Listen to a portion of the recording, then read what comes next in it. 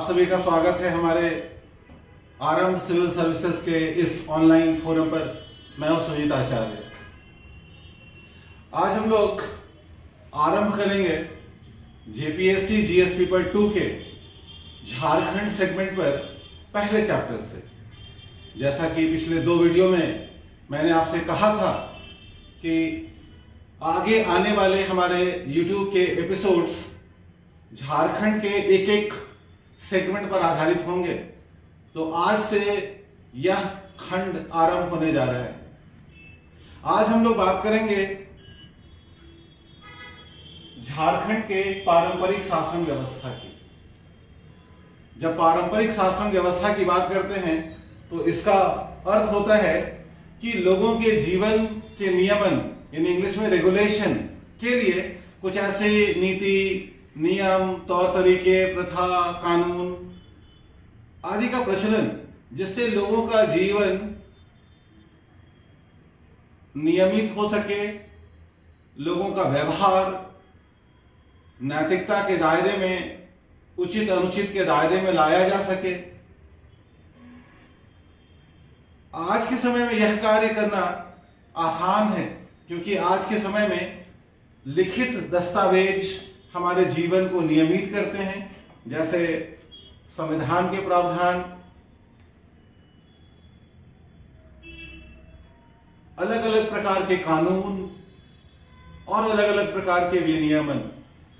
परंतु जब ना तो संविधान था, ना तो आईपीसी, हालांकि आईपीसी अब आप जानते हैं भारतीय न्याय संहिता के रूप में विकसित हो चुका है, तो जब इस प्रकार की लिखित न्याय संहिताएं नहीं थी, तब क्या झारखंड के क्षेत्र में किसी प्रकार का कोई नियम, कानून, तौर तरीके का प्रचलन नहीं था।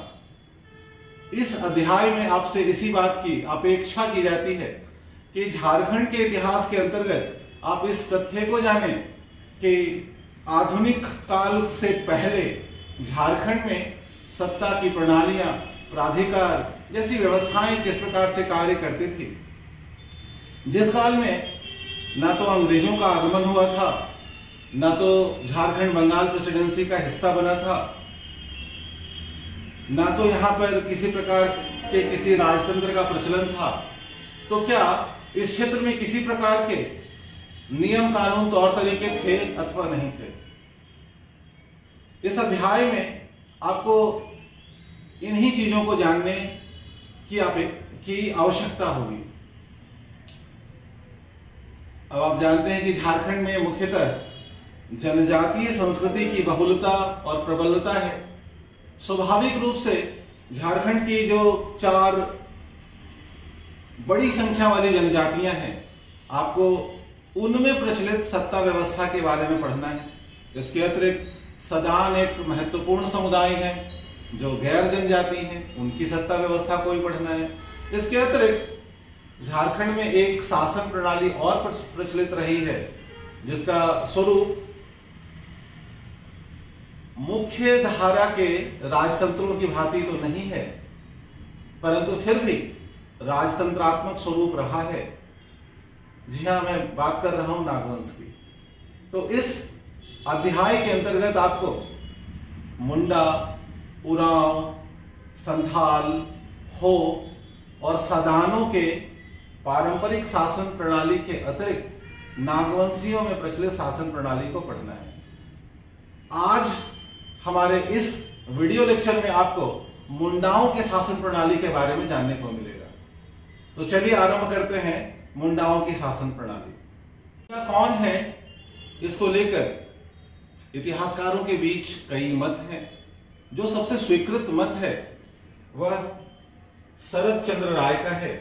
शरद चंद्र राय के अनुसार मुंडा लगभग 600 ईस्वी के आसपास रोहतास की पहाड़ियों को पार करते हुए झारखंड के क्षेत्र में प्रवेश करते हैं। इनका संपर्क इस क्षेत्र में मौजूद जनजातियों से हुआ, जैसे असुर आदि। धीरे धीरे यह आगे बढ़ते हुए छोटा नागपुर के केंद्रीय क्षेत्र तक पहुंचते हैं और यहां अपना स्थायी निवास बनाना आरंभ करते हैं। इस स्थायी निवास बनाने को लेकर कई प्रकार के दंत कथाओं का प्रचलन है। जैसे पूर्ति गोत्र के लोगों का चुटिया नागपुर आगमन की कथा का प्रचलन है, जिसमें सोना लुकुम देश यानी छोटा नागपुर, इस तरह से कुछ कथाएं हमें मिलती हैं।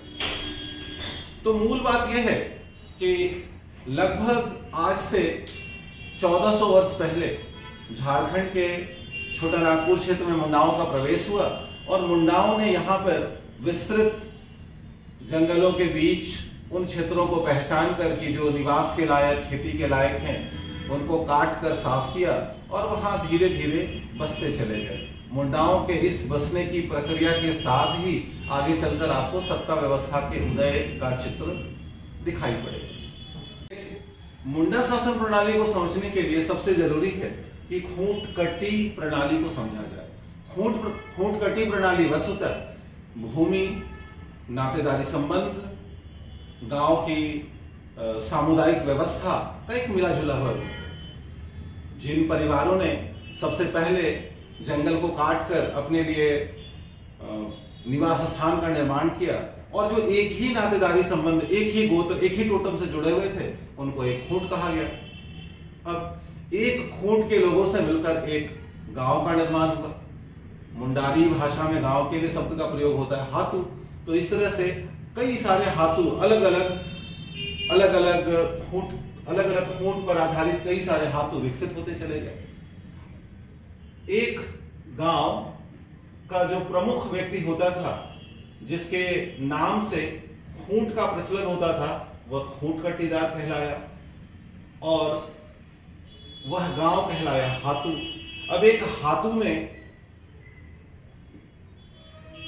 लोगों का जीवन कैसे विनियमित हो, कैसे रेगुलेट हो, इसके लिए एक व्यक्ति को शक्ति या अधिकार दिए गए। वह व्यक्ति कहलाया हातू मुंडा, यानी गांव का प्रमुख व्यक्ति। अब ऐसे एक से अधिक कई सारे गांव धीरे धीरे विकसित होते गए और ऐसे गांवों को मिलकर कहा गया पहड़ा, जिसे आप ऐसे देख सकते हैं। मान लीजिए कि एक खूंटकटी गांव है, ये पहला खूंटकटी गांव है। यहां पर धीरे धीरे जनसंख्या में वृद्धि होती गई। अब जनसंख्या में वृद्धि होती गई तो इन लोगों ने मिलकर कई अलग अलग नए नए गांव बसा लिए। अब इस गांव के बसने के बाद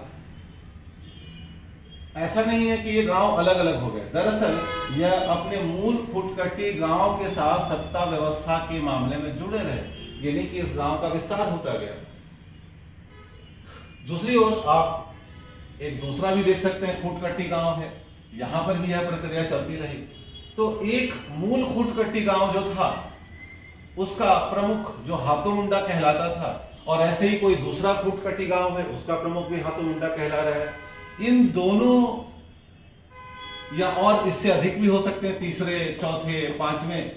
तो इस तरह कई अलग अलग हातू मुंडा मिलकर एक अंतर ग्रामीण व्यवस्था का निर्माण करते हैं, जिसे पढ़ा कहा जाता है। और इस पढ़ा का प्रमुख होता था पढ़ा राजा।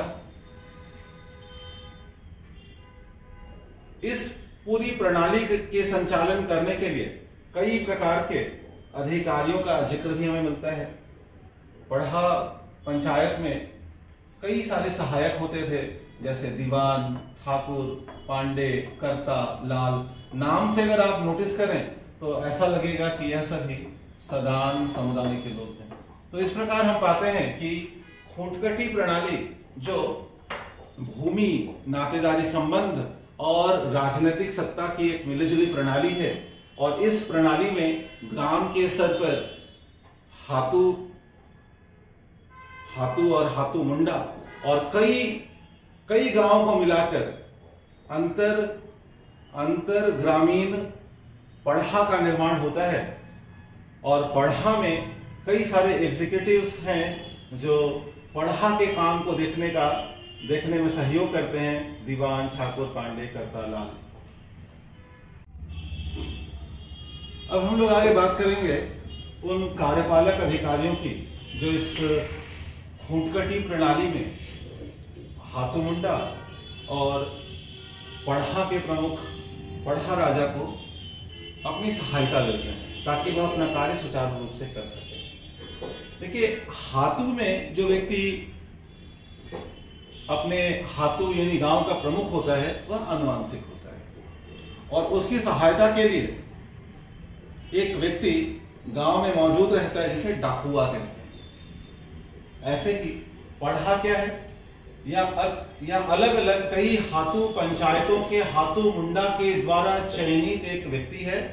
इसकी संस्थागत व्यवस्था को पढ़ा कहते हैं, और इसके प्रमुख, पढ़ा पंचायत के प्रमुख को पढ़ा राजा कहते हैं। इसके सहयोग के लिए कई सहायक अधिकारी हैं।